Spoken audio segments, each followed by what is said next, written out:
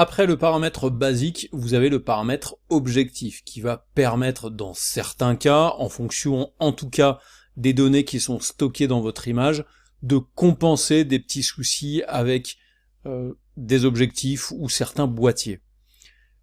Par contre, en l'occurrence, si on regarde ce qui se passe ici au niveau de notre photographie et des informations qui sont sur les objectifs, vous voyez que dans correction de l'objectif et en dessous du paramètre distorsion du profil d'objectif, ici vous voyez qu'il y a marqué aucun.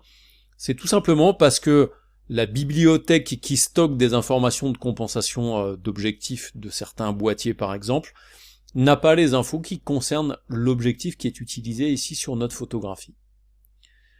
Donc, par exemple, il y a quand même possibilité de retrouver des fichiers dans lesquels il y a ces données-là. Si je vais dans mes fichiers de travail, je vous ai mis deux fichiers différents. Donc là ici, j'ai ce fichier-là, qui est un fichier JPEG. Je vais l'ouvrir directement dans Affinity Photo. Et si vous regardez bien dans Affinity Photo, là il y a des informations qui sont stockées, parce que ce JPEG a effectivement des informations d'EXIF. Donc il sait que c'est une photographie qui était prise avec un Canon 400D, et on a les informations ici qui sont les informations classiques.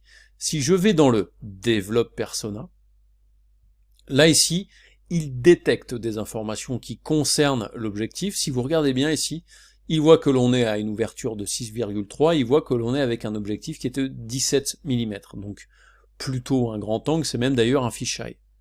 Eh bien, si on vient ici dans correction de l'objectif, on remarque ici, il n'a pas de prise en charge de cet objectif-là. Donc on n'a pas forcément dans tous les cas, même si des informations d'objectif sont détectées, on n'a pas dans tous les cas la détection réelle de l'objectif. Je vais venir par exemple ici prendre ce fichier brut et je vais le glisser là aussi dans Affinity Photo.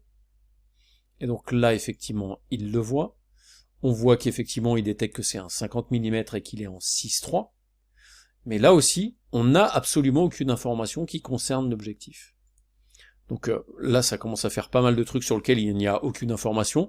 Je vais prendre par exemple cette image-là qui est un CR2, c'est-à-dire un fichier RAW qui vient d'un appareil Canon.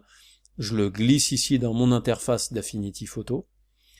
Et là, effectivement, il voit des choses. Il voit qu'on est en 2.8 avec un objectif 35 mm.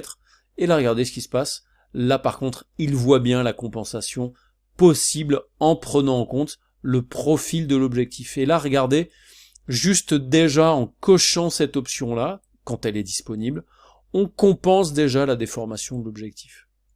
Donc ça, c'est à votre loisir, bien entendu, mais ça peut être très utile.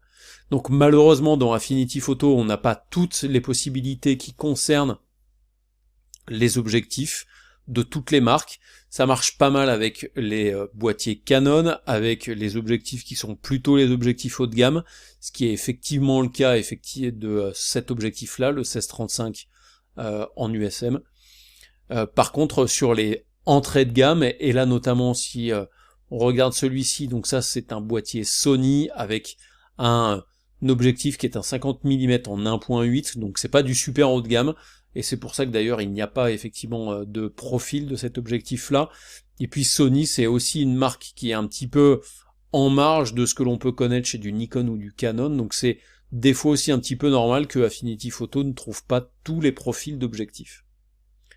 Donc ensuite, après la correction disponible ou pas effectivement que l'on a sur cet objectif-là, on peut quand même compenser la distorsion dans un sens ou dans un autre. On peut compenser donc l'horizontal, le vertical, la rotation et l'échelle. On a donc ici la possibilité d'activer l'aberration chromatique, la réduction de l'aberration chromatique, de supprimer franges s'il y a des franges, donc soit des franges parce qu'il y a diffraction de la lumière et donc on peut avoir des franges rouge, vert, bleu par exemple, ou des fois ça peut même être une espèce de frange un petit peu blanche qui déborde un petit peu, qui peut avoir lieu par exemple sur certains objectifs effectivement en 50 mm, mais plutôt rentrée de gamme. On a la possibilité donc de supprimer le vignettage, et là vous voyez qu'il y a déjà une première suppression par défaut, et après vous pouvez jouer sur l'intensité dans les clairs ou dans les sombres. Et après il y a possibilité donc de faire un vignettage post-recadrage.